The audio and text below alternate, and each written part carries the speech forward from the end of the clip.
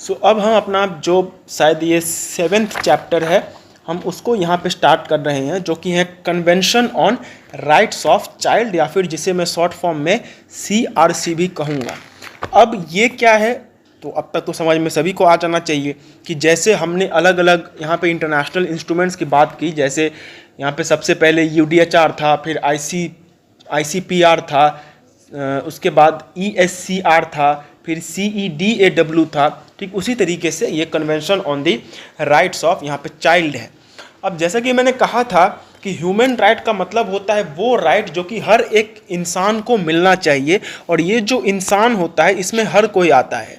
ठीक है, चाहे वो औरत हो या आदमी हो या दोनों ही ना हो। उसके बाद अगर बात करें तो कोई बच्चा है, बूढ़ा है, जवान है, हिंदू है, मुसलमान है, हर कोई इसके अंदर में आता है। बट ये तो सिर्फ कहने की बातें हैं। रियलिटी में अगर हम लोग बात करते हैं तो जो ह्यूमन राइट्स हैं वो औरतों को और बच्चों को उस तरीके से नहीं मिलते हैं जिस तरीके से उनको मिलना चाहिए। ठीक है, अगर ह्यूमन राइट की हम बात करते हैं तो मर्दों को वो मिलता है, बट औरतों और बच्चों को ये ह्यूमन राइट नहीं मिलता। और अगर उनके केस में यहाँ पे बात भी की जाए तो ये जो ह्यूमन राइट्स का जो वायलेशन है ये बहुत ज़्यादा है बच्चों के केस में, और इनके केस में क्या बोलते हैं, औरतों के केस में जो ह्यूमन राइट्स का वायलेशन है वो बहुत ज़्यादा है। So because of this reason ये जो बच्चे हैं और जो वुमन हैं इनको स्पेशल केयर की ज़रूरत पड़ती है। एंड इसी वजह से हमने इसके पहले CEDAW देखा था जो कि औरतों के लिए था, और अब हम बच्चों के बारे में यहाँ पे देख रहे हैं, क्योंकि बच्चे जो हैं उनको ह्यूमन राइट्स ठीक से नहीं मिलता, एंड उनका जो ह्यूमन राइट्स का वायलेशन होता है वो बहुत ज़्यादा होता है। ठीक है, तो अब हम लोग सबसे पहले यहाँ पे हम मेनली जो बेयर एक्ट है, मतलब बेयर एक्ट बोलना सही नहीं होगा, बट जो मेन प्रोविजंस है हम उन्हीं को यहाँ पे सबसे पहले देख लेते हैं, एंड आफ्टर दैट हम लोग उसके ऊपर में आने वाले हैं। So discuss about various rights recognised under the international Convention on the Rights of Child, and elucidate the legal provisions with case law relating to protection of rights of child and prevention of child abuse, and examine the protection of rights of child in national and international scenarios। सबसे पहले हम लोग ये देखेंगे कि एक बच्चा जो है उसके मतलब कौन कौन से राइट्स हैं जो कि इसमें दिए गए हैं। तो जो सबसे पहला है आर्टिकल 2 जो है, एंड यहाँ पे फिर से मैं वही बात रिपीट करता हूँ कि it is not at all possible and not at all needed कि हर एक राइट का मतलब हर एक आर्टिकल को हम लोग अलॉन्ग विथ द राइट यहाँ पे याद कर पाएँ। सो अगर यहाँ पे पॉसिबल है तो याद करेंगे, नहीं है तो फिर नहीं करेंगे। तो जो आर्टिकल 2 है वो कहता है that right to access the convention without discrimination, मतलब ये जो कन्वेंशन है ये बच्चों के लिए बनाया गया है, और हर एक बच्चा चाहे वो कहाँ का भी हो या फिर वो किसी भी तरीके से मतलब कोई भी बच्चा हो उसको ये जो कन्वेंशन है उसका एक्सेस मिलना चाहिए। कन्वेंशन में जो सारी बातें दी गई है वो उस बच्चे के लिए ही बनाई गई है, और हर एक बच्चा ये दुनिया में जहाँ पे भी है उसको ये कन्वेंशन मिलेगा without any kind of discrimination. Every child has the right to access the rights set forth in the convention without discrimination of any kind. The convention applies to everyone, whatever their race, religion, abilities, whatever they think or say, and whatever type of family they come from. फिर best interest of the child, all organisations concern with children should work towards what is best for every child. मतलब basically जितने भी यहाँ पे states हैं या फिर जितने भी ऑर्गेनाइजेशंस इस कन्वेंशन के हिसाब से यहाँ पे काम करेंगे उन सभी को वो सारे काम करने चाहिए जो कि किसी भी बच्चे के लिए सबसे बेस्ट रहेगा। फिर protection of rights, government must do all they can to fulfil the rights of every child. या जो भी सरकार, जो भी कंट्री इस कन्वेंशन को या तो रैटिफाई करती है या फिर साइन करती है या फिर इसके थ्रू कोई काम करती है, तो हर एक बच्चे को जो राइट है वो मिल सके। Survival and development, every child has the right to life. Governments must take necessary steps to ensure that children survive up and grow up well. मतलब अब बहुत जगहों पे क्या होता है कि ऐसी ऐसी बीमारियां फैल जाती हैं जो कि सबसे ज़्यादा बच्चों को ही अफेक्ट करती है। ठीक है, जैसे मेल न्यूट्रिशन हो गया, फिर उसके बाद डायरिया जैसी जो बीमारियां होती है, तो इसकी वजह से बहुत सारे बच्चे वो 1-2 साल में ही वो मारे जाते हैं। तो ये नहीं हो। हर एक बच्चे को जीने का हक है, हर एक बच्चे को बड़े होने का हक है, और हर एक सरकार का ये ड्यूटी बनता है कि वो हर एक बच्चे को मतलब हर एक बच्चा ताकि अच्छे से ग्रो कर सके, वो अच्छे मतलब अब अच्छे खासे समय तो यहाँ पे नहीं होगा, बट उसका अर्ली उसका कोई अर्ली डेथ ना हो जाए, ये उनको देखना होगा। और जो भी डेवलपमेंट वगैरह है उस बच्चे के साथ वो वहाँ पे होना चाहिए। ठीक है। फिर respect for the views of the child. Children have the right to say what they think in all matters they may affect them and to have their opinion taken into account. अगर किसी बच्चे को ये लगता है कि उसके साथ ये चीज़ अगर हो तो ज़्यादा अच्छा है, ये चीज़ नहीं होनी चाहिए, या फिर ये चीज़ बिल्कुल ख़राब है, तो वो ये बातें कह सकता है, एंड उनका जो ओपिनियन है इसको अकाउंट में भी लिया जाना चाहिए। फिर अगर बात करते हैं रजिस्ट्रेशन, नेम, नेशनैलिटी और केयर की, so children have the right to a legally registered name and nationality. They have also have the right to know and as far as possible to be cared for their parents. मतलब बच्चों के पास भी citizenship और nationality का यहाँ पे अधिकार है, उनका भी एक नाम होना चाहिए, और उनके पास ये अधिकार होता है कि वो अपने माँ बाप के द्वारा यहाँ पे पाले जाएं। अगर पॉसिबल नहीं है तो एक अलग बात है, बट अगर माँ बाप उनको पाल पोस करके बड़ा कर सकते हैं तो ये ज़रूर होना चाहिए। फिर a separation from parents, children should not be separated from the respective parents unless it is for their own good. For example, if a parent is abusing or neglecting a child, in the event of their parents getting separated, they have the right to stay in contact with both parents unless this might harm them। मतलब किसी भी बच्चे को उसके माँ बाप से अलग नहीं करना चाहिए until and unless वहाँ पे कोई justified reason हो। फिर children deprived of a family, if the children cannot be looked after by their own family, governments should ensure that they are looked and properly by people who respect their religion, culture and language. मतलब अगर कोई बच्चा ऐसा है जिसके माँ बाप उसको केयर नहीं कर पा रहे हैं, तो उसका जो केयर है वो सरकार को करना चाहिए, और ऐसे ऐसे लोगों के द्वारा जो कि उनका रखवाली करे, जो कि उनको ये दे, ये नहीं कि जानवरों की तरह यहाँ पे रख दिया गया है। फिर रेफ्यूजी चिल्ड्रन, मतलब बेसिकली जो कहीं दूसरे देश से भाग करके किसी देश में आते हैं, वो बच्चे, if children have come into the country as refugees, then it is important that they have the same rights as children born here. Also adequate steps are to be taken to make sure that these children are reunited with their families wherever possible. मतलब अगर कोई बच्चा refugee है, मतलब India Pakistan में war हुआ, कोई बच्चा पाकिस्तान से भाग करके यहाँ आ गया, तो जो मतलब अगर बच्चे के केस में हम लोग बात करते हैं, एक सेकेंड, अगर हम बच्चे के केस में यहाँ पे बात करते हैं, तो उस सिचुएशन में कोई भी रेफ्यूजी अगर बच्चा रहता है, तो उस रेफ्यूजी बच्चे के साथ उसी तरीके का राइट्स एंड लाइबिलिटीज़, उसी तरीके का जो राइट वगैरह है वो उसको भी मिलता है जो उस कंट्री के किसी नॉर्मल बच्चे को यहाँ पे मिलना चाहिए। मतलब बेसिकली अगर कोई भी बच्चा है वो किसी दूसरे कंट्री से अगर भाग करके यहाँ पे आया है, then he has the same right which any other child जो कि वहीं पे पैदा हुआ था उसके पास में यहाँ पे रहता है। फिर विथ डिसेबिलिटी के बारे में बात करते हैं। Every child with disability has the right to live in a decent life with dignity, independence and active role in their community. They are entitled to special care and support to lead such a life. मतलब कोई भी बच्चा अगर disabled है, वो बच्चा मतलब विकलांग वगैरह अगर है, वो मेंटली भी डिसेबल्ड है, तो उसके पास भी ये राइट होता है कि वो अपनी ज़िंदगी को ठीक उसी तरीके से जी सके जिस तरीके से उसके जैसे कोई नॉर्मल बच्चा जीता है। फिर हेल्थ एंड हेल्थ सर्विसेज, बच्चों के पास ये राइट होता है कि उनको अच्छा खासा जो है, मतलब उनके हेल्थ के लिए जो जो चीज़ें ज़रूरी है वो सारी की सारी चीज़ें उनको वहाँ पे मिल सके। साफ़ पानी, अच्छा खाना, फिर इसी तरीके से अलग अलग जो चीज़ें हैं जो कि उनके हेल्थ के लिए ज़रूरी है, ये सारी की सारी बातें उनको यहाँ पे मतलब ये सारी चीज़ें भी उनके पास में होनी चाहिए।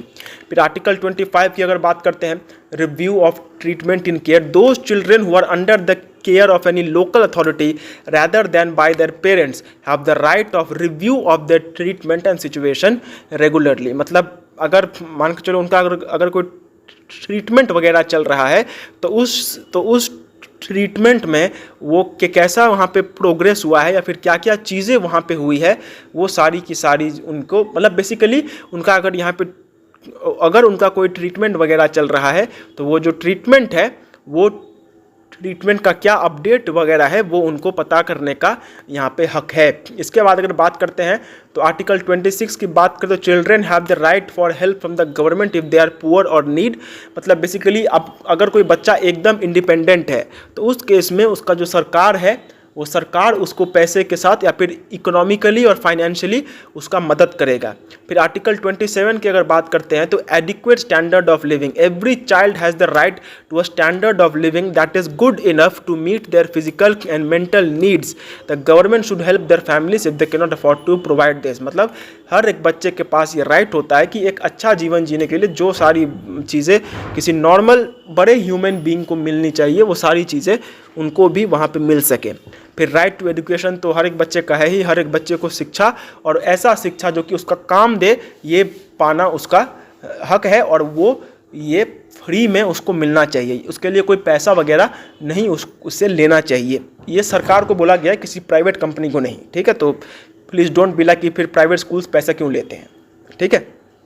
फिर बात कर रहे हैं आर्टिकल 29 गोल्स ऑफ एजुकेशन। अब ये जो एजुकेशन उनको यहाँ पे दी जा रही है वो एजुकेशन एक ऐसा एजुकेशन होना चाहिए जो कि उनके काम दे, ये नहीं कि बाबा आजम की ज़माने की चीज़ें जो है वो उनको हम लोग यहाँ पे सिखाते जा रहे हैं। कोई भी उस तरीके का जो मतलब एजुकेशन है वो नहीं मिलना चाहिए।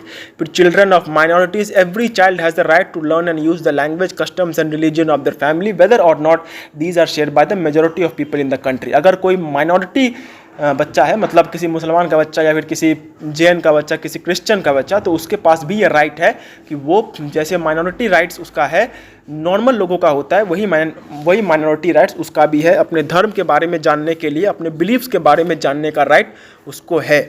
फिर अगर आर्टिकल 31 के बारे में यहाँ पे बात करते हैं तो leisure, play and culture, children have their the right to relax, play and join in a wide range of cultural and extra curricular activities। मतलब सिर्फ पढ़ाई ना करे, उसके साथ कोई एक्टिविटीज़ भी वो करे, इसका भी उनके पास में राइट है। एंड अवेयरनेस ऑफ राइट्स, सरकार को जो ये ज़रूरी है कि वो हर एक बच्चे को उसके राइट के बारे में बताए कि इस बच्चे के पास इस तरीके का जो है राइट्स है। अब ये सारे राइट्स जनरल राइट्स थे। इसके बाद हमारा है आर्टिकल 19 से बच्चे को यहाँ पे बचाने वाला राइट। तो बच्चे के साथ किसी भी तरीके का वायलेंस ना हो, इस बात का सरकार को ध्यान रखना चाहिए। उनको वायलेंस से दूर रखना, उनको वायलेंस से बचा करके रखना, ये सरकार का यहाँ पे काम है। फिर यहाँ पे चाइल्ड लेबर से भी सरकार जो है उन बच्चों को यहाँ पे ये बचाना होता है। मतलब every government has to ensure कि कोई भी बच्चा बाल मजदूरी में ना रहे, कोई भी बच्चा बाल मजदूरी ना करे। फिर अदर फॉर्म्स ऑफ एक्सप्लॉयटेशन, इसके अलावा भी अलग अलग तरीके होते हैं। अब जैसे किसी बच्चे को, मतलब मान के चलो कहीं पे किसी की माँ नौकरानी का काम करती थी, अब वो नौकरानी जो है वो नहीं आ पा रही है या फिर वो बीमार है, तो उस केस में उसके बच्चे को बोल दिया कि तुम यहाँ पे आकर के काम करो। तो ये जो दूसरे तरीके के जो एक्सप्लॉयटेशन वगैरह होते हैं वो भी उनके साथ नहीं होना चाहिए। फिर एब्डक्शन, मतलब उनको एक जगह से खरीद करके दूसरे जगह पे बेचना, मतलब बेसिकली उनको किडनैप वगैरह करना, वो भी उनके साथ नहीं होना चाहिए और इसके लिए सरकार को स्टेप्स लेना पड़ेगा। किडनैपिंग और ट्रैफिकिंग ये उसी के अंदर में आता है। एक्सप्लॉयटेशन का मतलब होता है सेक्सुअल अब्यूज़, जो कि बहुत ज़्यादा, मतलब बच्चों का सेक्सुअल अब्यूज़ बहुत ज़्यादा होता है। Why? Because first and foremost reason यही है कि उनको पता नहीं होता कि उनके साथ ये हो क्या रहा है, वो लोग समझ नहीं पाते हैं कि ये यहाँ पे क्या हो रहा है, एंड जो उस टाइप के माइंडसेट के लोग होते हैं वो वैसा करके चले जाते हैं।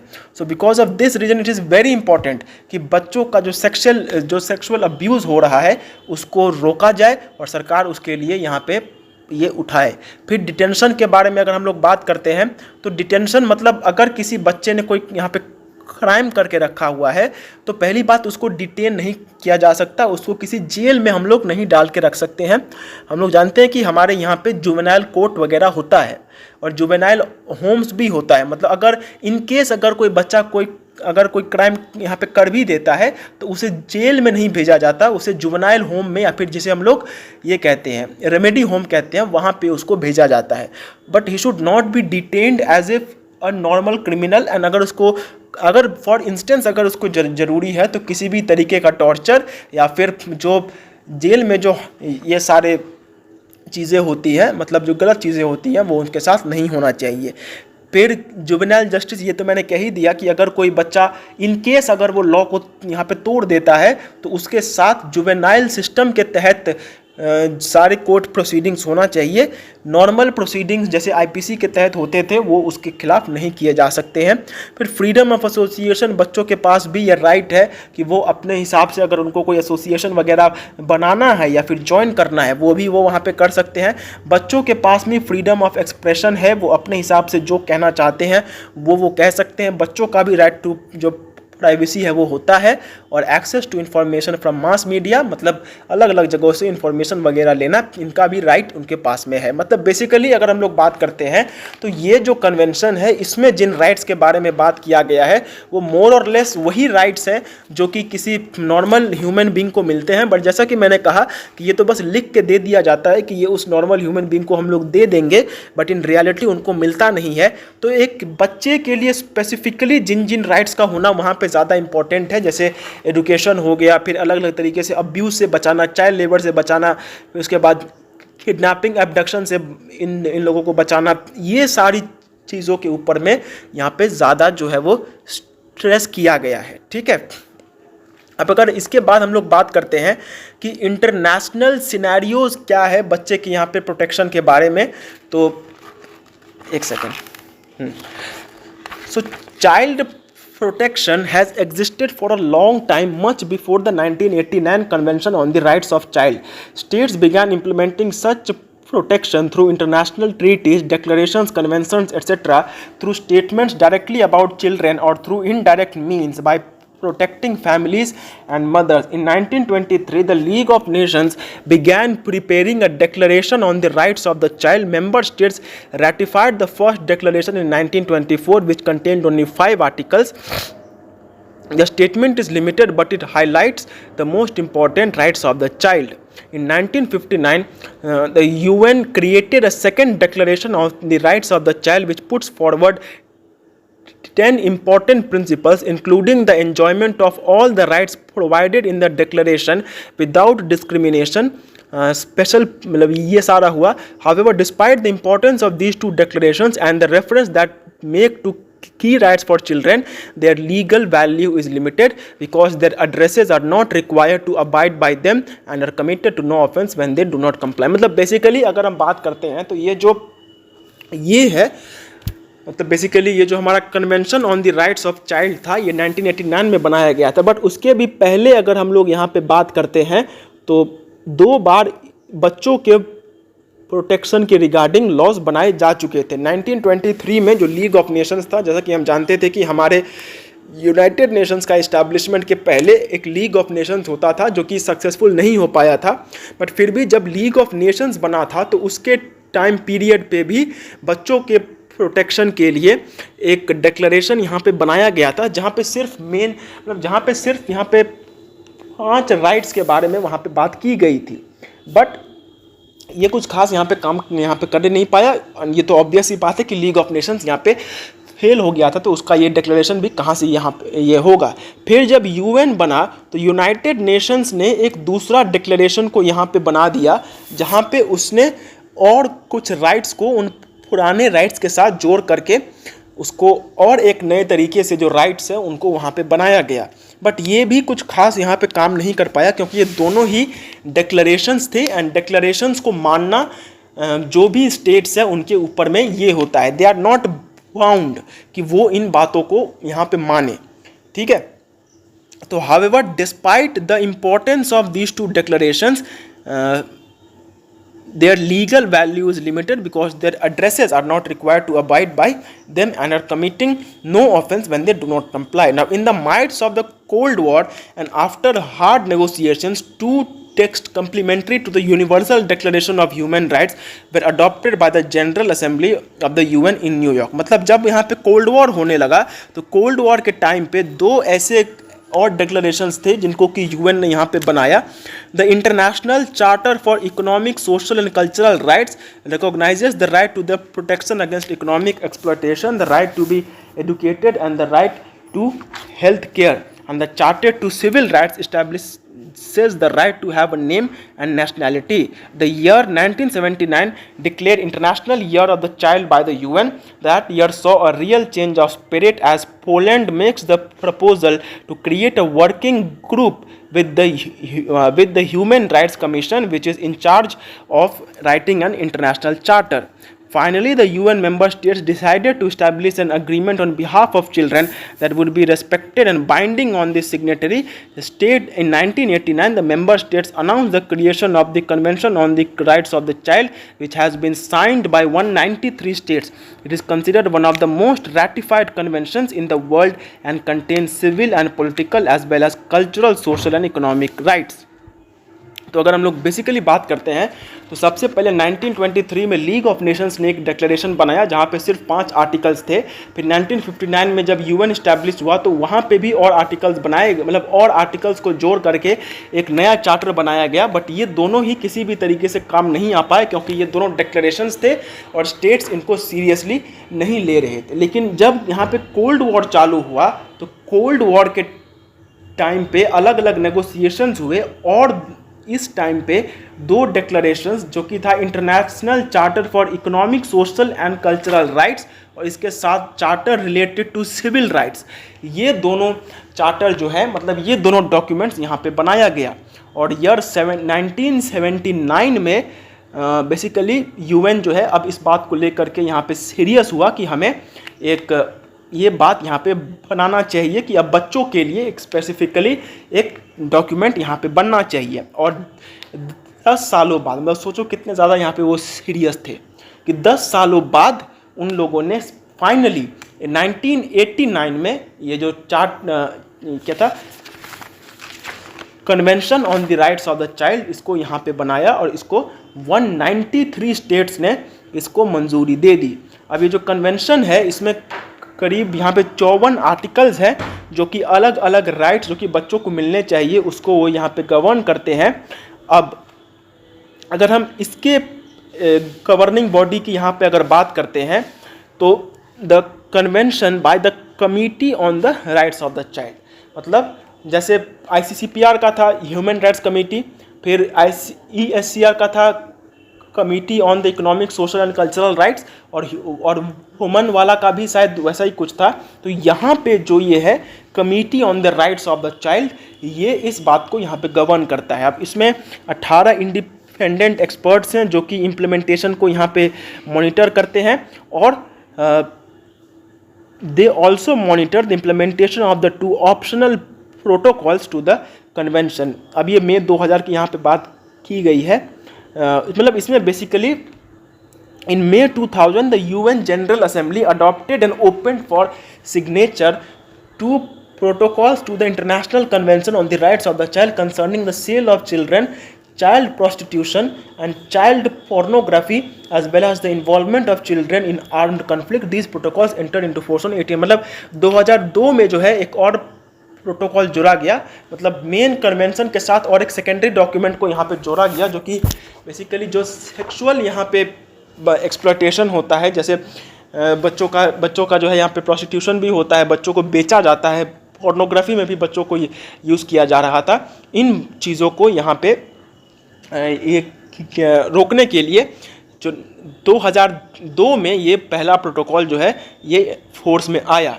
और 2011 में अगर हम लोग बात करते हैं तो जो 3rd प्रोटोकॉल था वो यहाँ पे लाया गया था। This optional protocol was accepted unanimously by the United Nations human rights council on 17 June 2011। The protocol entered into force 3 months after it's 10th ratification. मतलब बेसिकली बच्चे के साथ जो गलत हो रहा है उसके रिगार्डिंग एक कंप्लेन प्रोसीजर और अच्छे तरीके से बनाया जा सके, इसके रिगार्डिंग एक और प्रोटोकॉल जो है वो यहाँ पे ये बनाया गया। तो ये तो था इंटरनेशनल में यहाँ पे क्या था। अब हम लोग देखते हैं कि इंडिया में यहाँ पे क्या है। So India has a wide range of laws to protect children and child protection is increasingly accepted as a core component of social development. The challenge is implementing the laws due to inadequate human resource capacity on the ground and quality prevention and rehabilitation services. As a result, millions of children are prone to violence, abuse and exploitation. अब हमारा जो country है, हमारी country में भी बच्चों के rights को प्रोटेक्ट करने के लिए अच्छे खासे लॉज हैं एंड उनमें अच्छा खासा प्रोविज़न भी स्टेटेड है। बट अगर हम बात करते हैं at the end of the day, तो अच्छे तरीके से गवर्नेंस नहीं हो पाने के कारण आज भी बहुत सारे बच्चे हैं जो कि इन राइट से यहाँ पे कोसों दूर हैं। वायलेंस जो है वो अभी भी बच्चों के साथ यहाँ पे हो रहा है। बट अगर हम देखें तो हमारे यहाँ पे अलग अलग लेजिस्लेशंस को जो है बच्चों को गवर्न करने के लिए बनाया गया है। जैसे जो juvenile justice care and protection act था ये, फिर prohibition of child marriage act, the protection of children from sexual offences act, the child labour prohibition and regulation act, ये सारे ऐसे ऐसे एक्ट्स हैं जो कि हमारे देश में स्पेसिफिकली बच्चों के लिए यहाँ पे बनाया गया है। Over the past 5 years notable efforts have been made to set up fast track courts and deal with cyber crime against children and women. In 2009, the Protection of Children from Sexual Offences Bill was amended, stipulating stricter punishment for sexual crimes against children. मतलब 2019 में जो ये protection of children from sexual offences act 2012 का था, इसको amend किया गया और भी ज़्यादा स्ट्रिक्ट पनिशमेंट्स वगैरह को यहाँ पे दिया गया। Violence against children is widespread and remains a harsh reality for millions of children from all socio-economic groups in India. Both girls and boys in India face early marriage, domestic abuse, sexual violence, violence at home and in school, trafficking, online violence, child labor and bullying.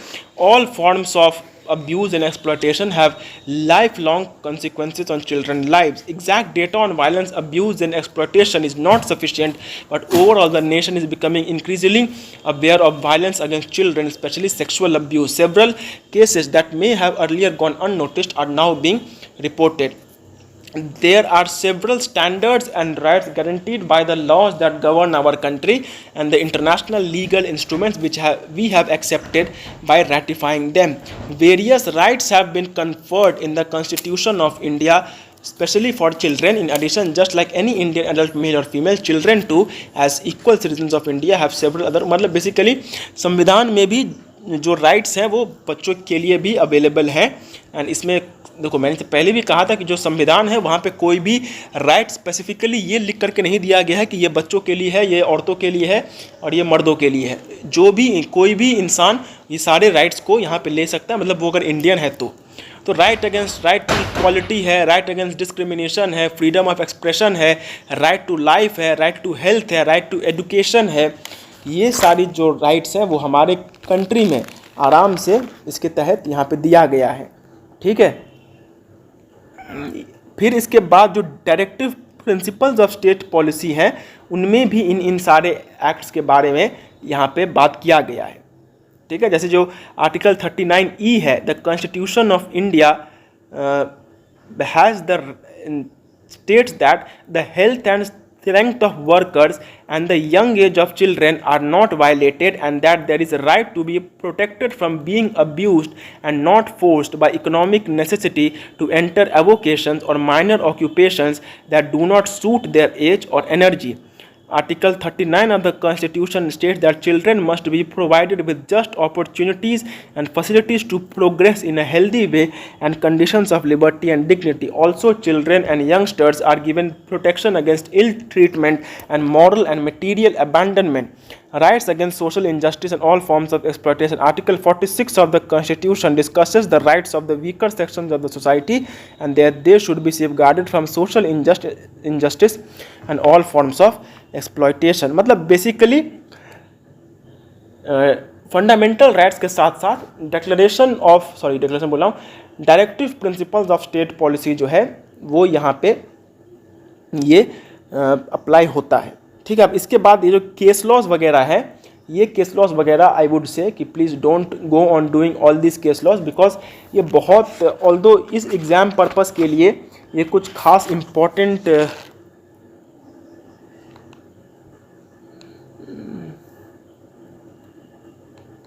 ऐसे ठीक है कर ही लेते हैं।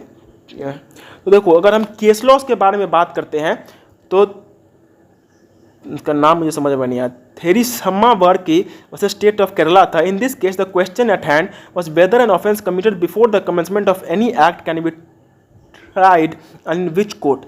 The offense क्या था कि a minor girl aged 13 years was found employed in the house of the petitioner as a servant for a meager wage of 100 rupees per month, was allegedly committed on 5th June 2011, and the new act, that is the Juvenile Justice Act, became effective from 15th January 2016. Here the court held that the change of law was merely a change of forum, that is a change in the procedure and not in substantive law. Plus, as per section 86 of the Juvenile Justice Act, a threefold classification of the designated courts was provided for the types of offences. Thus, it was concluded that the court where the case is being tried does not have the jurisdiction to try such an offence. Therefore, the case was redirected to be transferred to the judicial magistrate of first class. मतलब basically यहाँ पे ये petitioner क्यों दिया गया है?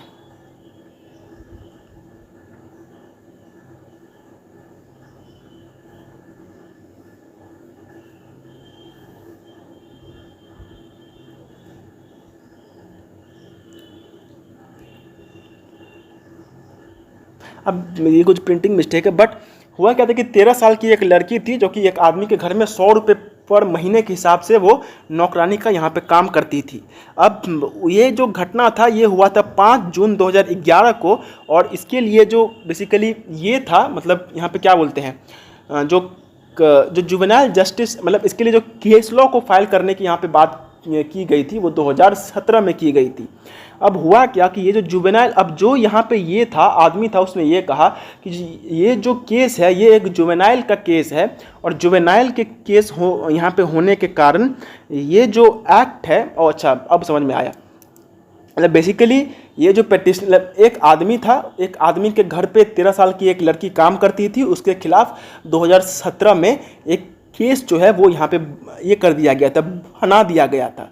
And at the, और जब उस आदमी को ये पता चला कि जुवेनाइल जस्टिस नाम का भी एक एक्ट होता है, तो उसने ये केस लॉ किया. ये थेरिसम्मा वर्की जो है ये उस पिटिशनर का नाम है जिसने पहले केस में वो दोषी था, बट उसने एक अलग केस यहाँ पे किया जो कि वो ये कह रहा था कि ये एक जुवेनाइल का यहाँ पे केस है, और ये जो मैटर है ये एक जुवेनाइल कोर्ट में यहाँ पे होना चाहिए.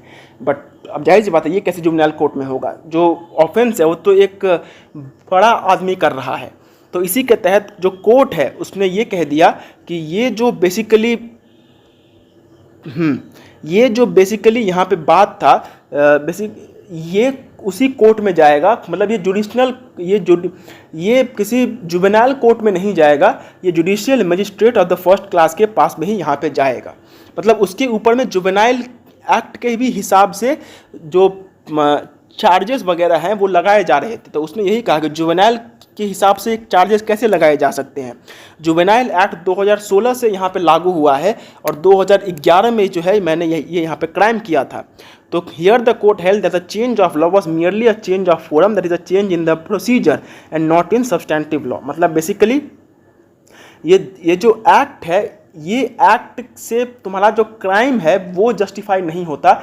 ये एक्ट के आ जाने से सिर्फ वो प्रोसीजर यहाँ पे चेंज हो रहा है, और ये जो प्रोसीजर चेंज होने से वो प्रीवियसली यहाँ पे अप्लाई हो सकता है. मतलब ऐसा नहीं है कि यहाँ पे कोई सब्सटेंटिव लॉ चेंज हो रहा हो, या फिर ये कहा जा रहा है कि तुम्हारा जो पनिशमेंट है वो यहाँ पे बढ़ाया जाएगा. वैसा कुछ नहीं हो रहा है. बेसिकली यहाँ पे हम सिर्फ जुवेनाइल जस्टिस एक्ट के थ्रू यहाँ का जो पनिशमेंट है हम उसको बढ़ाने की बात कर रहे हैं. So because of this reason ये जो एक्ट है, ये मतलब ये जुवेनाइल एक्ट के हिसाब से जो चार्जेस लगाए जा रहे हैं वो यहाँ पे बिल्कुल सही हैं. एंड ये जो केस है ये मजिस्ट्रेट के ही पास में जाएगा, जुवेनाइल कोर्ट में नहीं जाएगा. फिर था Ram Kirat Munilal Gaur versus the state of Maharashtra. इसमें क्या कहा गया था, a division bench awarded a death sentence to a 30-year-old man who was accused of committing an egregious crime of sexually assaulting a 3-year-old child and then murdering and brutally. इसमें तो कुछ समझने जैसा यहाँ पे है ही नहीं. Jarnail Singh versus state of Haryana. In this case the accused was charged with taking the prosecutrix away from her parents and committing forceful sexual intercourse with her. During this investigation, she was found in his house, and as a result of which he was sentenced to 10 years of rigorous punishment along with a fine by the Sessions Court. The accused, being the aggrieved party, appealed the decision and alleged that the prosecutors allowed to him to do so and stayed with him with his consent. Moreover, he argued that it was proven that the accuser was a minor. Supreme Court in this case held that the rules determining the age of a juvenile under this act can be applied in cases relating to the protection of children from sexual offences act as well. मतलब basically एक आदमी के ऊपर में ये इल्ज़ाम लगा था कि उस आदमी ने एक बच्ची को ले जा करके उसके साथ एक सेक्सुअल रेप किया है, जिसके तहत उसको 10 साल की सज़ा भी यहाँ पे दे दी गई और उसको मतलब रिगोरस पनिशमेंट और फाइन वगैरह उसके ऊपर में लगाया गया. ठीक है. अब ये जो अक्यूज़ है इसने इस डिसीजन के अगेंस्ट में अपील किया और ये कहा कि वो जो बच्ची थी वो उसके पास में ही दी गई थी और वो उसके साथ कंसेंट की वजह से यहाँ पे रह रही थी. और उसने ये भी कहा कि मतलब बेसिकली वो जो बच्चा है वो जो बच्चा ने उसके खिलाफ यहाँ पे केस किया था, ये जो केस है ये एक माइनर होने के नाते किया है एंड इसी वजह से ये दिस इज़ नॉट वैलिड. ये जो सुप्रीम कोर्ट ने ये कहा that the rules determining the age of a juvenile under the juvenile justice act can be applied in cases related to protection of children from sexual offences as well. ये तो खैर ठीक है कि उसने ये कहा कि अक्यूज़र जो है वो एक माइनर था, बट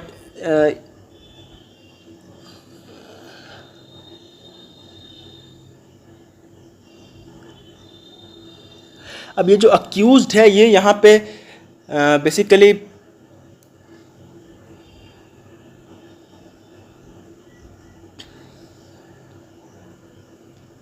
अच्छा अब समझ में आया. मतलब ये जो अक्यूज्ड ही माइनर है, जिसके अगेंस्ट में ये लगाया गया था कि उसने वो गलत काम किया है वही माइनर था. तो उसने ये कहा कि भाई मैं I am a minor and because of this reason मुझे जुवेनाइल एक्ट के हिसाब से यहाँ पे चार्ज किया जाना चाहिए.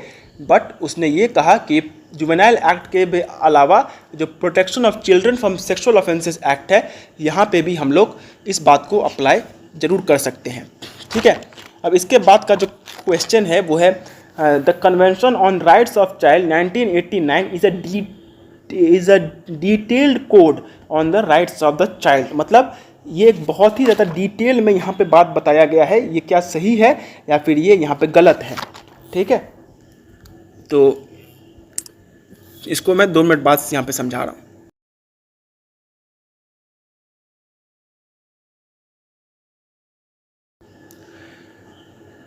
Now question number 4, the Convention on the Rights of the Child 1989 is a detailed code on the rights of child.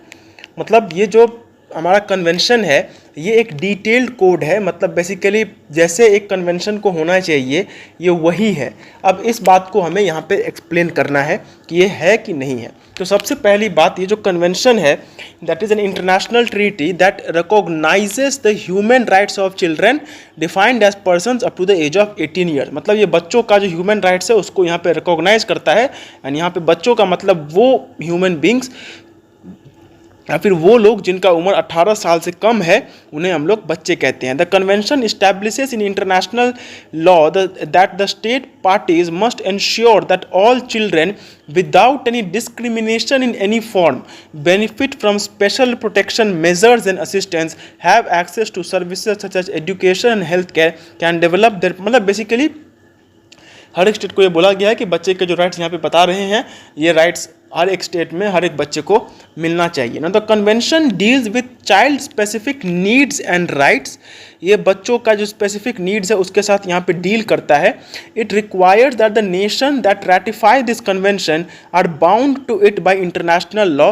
रैटिफाइंग states must act in the best interest of the child and the states which ratify this they need to act in the best interest of the child. मतलब बच्चे के लिए जो सबसे best रहेगा वही काम उनको यहाँ पे करना है. अब ये जो कन्वेंशन है it is the most widely ratified human rights treaty in history in force in virtually all countries of the world, thus providing a common ethical and legal framework for the realization of children's rights. मतलब दुनिया में इससे ज़्यादा कोई भी ऐसा treaty नहीं है जिसको इतना ज़्यादा रैटिफाई किया गया हो. ऑलमोस्ट हर एक कंट्री दुनिया में हम बात कर ले वो कितना छोटा हो कितना बड़ा हो उसने इस इसने इस कन्वेंशन को यहाँ पे रैटिफाई करके रखा हुआ है. Now it was the first time a formal commitment was made to ensure the realisation of child rights and monitor progress on the situation of children. मतलब पहली बार ऐसा हुआ था कि बच्चे के लिए एक राइट को हम लोग यहाँ पे बनाए, जो कि मतलब बच्चे के राइट्स के लिए एक लॉ को बनाए जो कि उनके इन राइट्स को गवर्न करे एंड ये इंश्योर करे कि उनको ये राइट्स मिल रहे हैं. Indicates that children's rights can no longer be perceived as an option, as a question of favour और kindness to children or as an expression of charity. Children's rights generate obligations and responsibilities that we all must honor and respect. मतलब basically ये हमें ये कहता है कि कोई भी जो राइट है उसे मतलब बेसिकली ये कहता है कि जैसे किसी नॉर्मल आदमी को या फिर एक नॉर्मल औरत को जो नॉर्मल ह्यूमन राइट्स मिलते हैं, वही सेम चीज़ एक बच्चे के साथ भी होनी चाहिए. ऐसा नहीं होना चाहिए कि बच्चे को बस नाम के लिए राइट्स दे दिए गए, या फिर मैं जैसे बोलते हैं ना कि ऐसे ही दे दिया. हराम का राइट्स नहीं है ये, उस तरीके की यहाँ पे बात बोली गई है कि जैसे राइट्स जिस लीगल ऑब्लिगेशन के साथ ये सारे के सारे राइट्स नॉर्मल किसी बच्चे को, नॉर्मल किसी आदमी को मिलना चाहिए, ये सारी की सारी राइट्स उसी के अंदर में मतलब वैसा ही बच्चों को भी मिलना चाहिए. It has been recognised by non state entities. मतलब जो यूएन के मेंबर नहीं हैं उन लोगों ने भी इस कन्वेंशन को रिकॉग्नाइज किया है. Now it is a reference for many organisations working with and for children including NGOs and with the UN system. मतलब सिर्फ स्टेट्स ही नहीं, इसके अलावा और भी सारे यहाँ पे ऑर्गेनाइजेशंस हैं जिन्होंने इसको ये किया हुआ है, मतलब इसको रैटिफाई किया है. reaffirms that all rights are equally important and essential for the full development of a child and that each and every child is important. मतलब हर एक बच्चे के लिए जो भी राइट यहाँ पे स्टेटेड है, सारे के सारे राइट्स इंपॉर्टेंट है. ऐसा नहीं कि बस ये राइट उनको दे दिया और ये राइट उनको नहीं दिया, ये नहीं होगा. राइट जो है वो जो भी राइट हम यहाँ पे दे रहे हैं वो सारे के सारे राइट्स हर एक बच्चे के लिए इम्पॉर्टेंट है. Now reaffirms the notion of state accountability for the realization of human rights and the values of transparency and public scrutiny that are associated with it. मतलब बेसिकली ये जो है ये स्टेट्स को भी अकाउंटेबल करता है और उसके साथ जो मशीनरीज वगैरह है उनमें, ताकि एक ट्रांसपेरेंट तरीके से, एक एथिकल तरीके से जिस तरीके से काम होना चाहिए उस काम को वो यहाँ पे इंश्योर करता है. It promotes an international system of solidarity designed to achieve the realization of children's rights. Donor countries are called upon to provide assistance in areas where particular needs have been identified. Recipient countries are called upon to direct overseas. मतलब ये जो convention है ये एक international system of solidarity design to achieve the realisation of children's rights. मतलब basically बच्चों के rights को प्रमोट करने के लिए, बच्चों के राइट्स में एक सक्सेस लाने के लिए एक इंटरनेशनल सिस्टम को भी जो ये राइट है, जो ये कन्वेंशन है वो उसको यहाँ पे प्रमोट करता है. मतलब बिसाइड्स जस्ट रिकॉग्नाइजिंग राइट्स, ये एक सिस्टम को भी यहाँ पे प्रमोट करता है जहाँ पे अलग अलग कंट्रीज़ जिनको कि डोनर कंट्रीज़ और रेसिपिएंट कंट्रीज़ कहा गया है वो आकर के यहाँ पे अलग अलग टाइम पीरियड्स पे अपना ये दे सकते हैं. Highlights the role of society, communities and families to promote and protect human rights. And normal लोगों की बारे में भी यहाँ पे बात की गई है. In all jurisdictions implementing the convention requires compliance with child custody and guardianship laws as every child has basic rights including the right to life, to their own and identity, to be raised by their parents within a family or a cultural grouping and to have a relationship with both parents even if they are separated. मतलब basically यहाँ पे जो बच्चे हैं, बच्चे का जो सबसे बड़ा एक राइट होता है जो कि है कि जब तक वो एक उम्र तक ना पहुँच जाए तब तक उसके लिए केयर करने वाला कोई चाहिए. तो उसके ऊपर में यहाँ पे बहुत ज़्यादा एड्रेस यहाँ पे किया गया है. यहाँ पे स्पेसिफिकली ये बोला गया कि हर बच्चे का ये राइट है कि वो बच्चा उसके माँ बाप के द्वारा पाला पोसा जाए, अगर माँ बाप नहीं है तो किसी दूसरे के द्वारा पाला पोसा जाए, और अगर कोई भी नहीं है उसका इस दुनिया में तो सरकार उसको पाले पोसे, वो भी सबसे बेस्ट तरीके से. मतलब बेसिकली एक बच्चे को जो माँ बाप की कमी या फिर एक परिवार की जो कमी है वो यहाँ पे नहीं की गई है.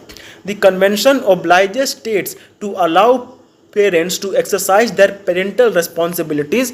The convention also acknowledges that children have the right to express their opinions and to have those opinions heard and acted upon when appropriate, to be protected from abuse or exploitation, and to have their privacy protected. It requires that their lives not to subject to excessive interference. मतलब बच्चे जो हैं उनकी बात सुनी जाए और उसके हिसाब से यहाँ पे काम किया जाए, उसको भी यहाँ पे बहुत ज़्यादा इसमें ध्यान दिया गया है. एंड द कन्वेंशन ऑल्सो ऑब्लिजेस, यहाँ पे स्टेट्स के बारे में बताया. मतलब ऑल टुगेदर अगर बात करें तो सबसे पहली बात तो ये जो कन्वेंशन है इसमें nearly each and every right जो कि हर एक बच्चे के लिए ज़रूरी है वो यहाँ पे दी गई है. स्पेशल फोकस उन एरियाज़ पे दिया गया है जैसे एक पेरेंट का होना, फिर उसके साथ साथ एक फैमिली का होना, अगर दोनों के ना हो तो लास्ट में गवर्नमेंट के द्वारा संभालना. मतलब ये अलग अलग जगह पे अलग अलग तरीके से एक बच्चे का जो बेसिक राइट उसको मिलना ही चाहिए वो वहाँ पे दिया ही गया है. इसके साथ साथ स्टेट मशीनरी को भी इंश्योर किया गया है कि कोई भी बच्चा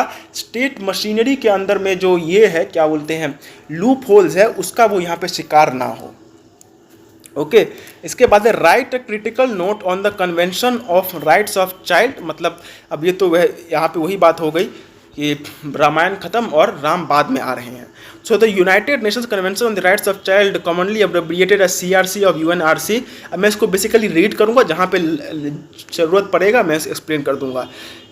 of UNCRC is an international human rights treaty which sets out the civil, political, economic, social, health and cultural rights of children. The convention defines a child as any human being under the age of 18 unless the age of majority is attained earlier under national legislation. मतलब mainly यहाँ पे वो ये कहता है कि 18 साल से कम उम्र के किसी आदमी को, 18 साल से कम उम्र के इंसान को हम बच्चा कहते हैं. और अगर किसी दूसरे कंट्री में कुछ और माइनॉरिटी का दिया गया है, मतलब इससे भी अगर कहीं पे कोई कम एज दी गई है, जैसे 16 साल है सऊदी अरब वाले इलाके सब में, तो वहाँ पे वो अप्लाई होगा. Now nations that have ratified this convention और have acceded to it are bound by international law. ये एक बाइंडिंग डॉक्यूमेंट है. When a state has signed the treaty but not ratified it, it is not yet bound by the treaty's provisions but is already obliged to not act contrary to its purpose. मतलब जिन्होंने इसको सिर्फ sign किया है वो यहाँ पे binding नहीं है, बट उनको भी इसी के हिसाब से काम करना पड़ेगा. Now the UN Committee on the Rights of the Child comprises of 18 independent experts. इसमें 18 experts होते हैं.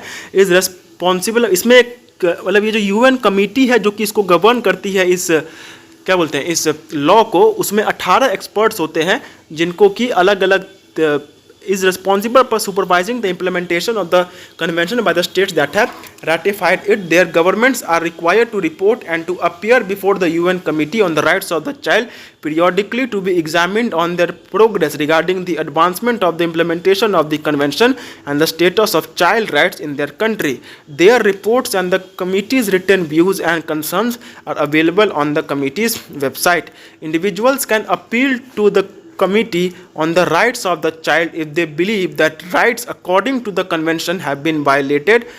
The third possibility for monitoring the implementation of the convention is inquires that the committee on the rights of the child can carry out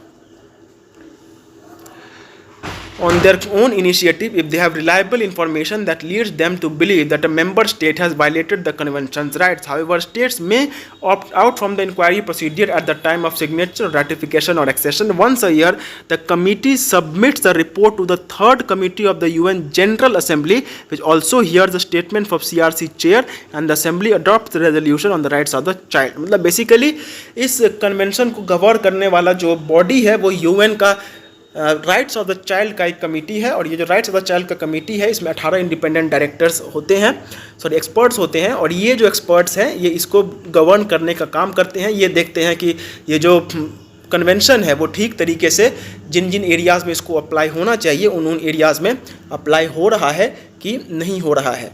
और ये apply करवाने के लिए वो लोग जो है इंक्वायरी वगैरह भी यहाँ पे करवा सकते हैं. और सब कुछ करने के बाद साल में एक बार ये जो कमेटी है ये अपना एक रिपोर्ट बना करके जो UN जनरल असेंबली है उसको वो देती है और फिर उसके हिसाब से जो डिसीज़न है वो यहाँ पे लिया जाता है. ठीक है.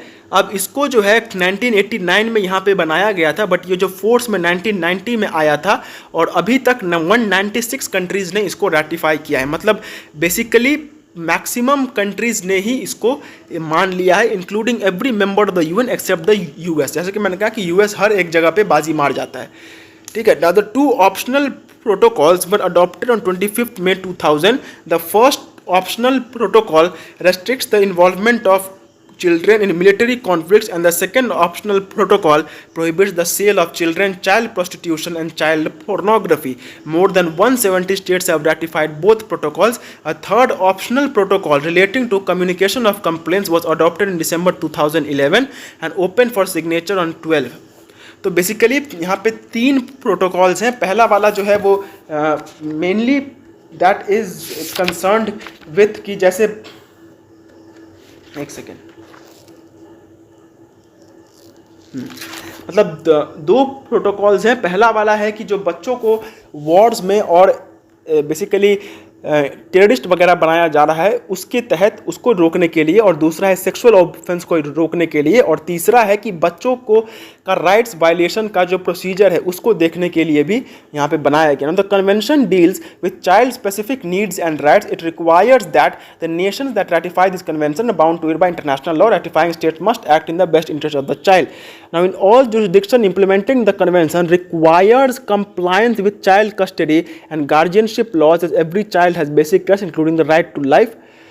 मतलब बेसिकली ये जो है यहाँ पे मतलब बच्चे का कस्टडी और गार्जियनशिप के ऊपर में यहाँ पे ज़्यादा ध्यान दिया गया है, और पेरेंट्स को भी ये कहा गया है कि उनको भी अपना जो पेरेंटल रिस्पॉन्सिबिलिटी है वो यहाँ पे निभाना पड़ेगा, ठीक है। फिर the convention also obliges signatory states to separate legal representation for child in any judicial dispute concerning their care, मतलब जुवेनाइल वगैरह की बात, और कैपिटल पनिशमेंट किसी भी तरीके से किसी बच्चे को मतलब डेथ पेनल्टी किसी बच्चे को यहाँ पे नहीं दी जा सकती है, उसके बारे में भी यहाँ पे बात किया गया है। बेसिकली अब इससे ज़्यादा इसके लिए और जानना ज़रूरी नहीं है, एंड इतना ज़्यादा ज़रूरत भी मतलब यहाँ पे है नहीं, ठीक है।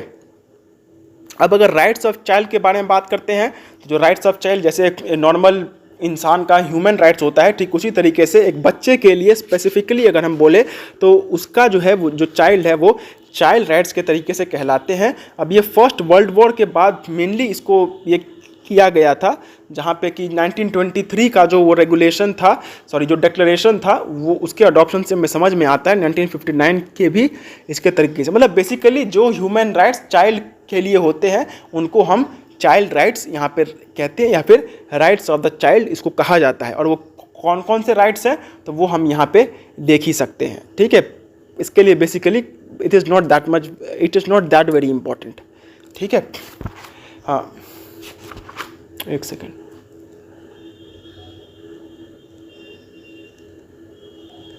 सो ऑल टुगेदर अगर हम इस चैप्टर से बात करें तो हमें मेनली जो चीज़ ज़रूरत था वो हमने यहाँ पे देख ही लिया है। अब इसके बाद सिर्फ 2 ही चैप्टर्स हैं, एंड ये जो 2 चैप्टर्स हैं ये हमारे लिए यहाँ पे इम्पॉर्टेंट है। वाई? बिकॉज यहाँ पे हम बात कर रहे हैं ह्यूमन राइट्स एक्ट 1993 के बारे में, एंड इसके साथ हम लोग बात कर रहे हैं about the what we call constitution, मतलब बेसिकली जो केस लॉज वगैरह हुए हैं उनके बारे में, ठीक है। तो ये दोनों जो चैप्टर्स हैं इसमें हम लोग अपने सिलेबस या फिर अपने करियर के हिसाब से जो चीज़ ज़रूरी है उसको हम यहाँ पे ज़्यादा देखने वाले हैं, ठीक है।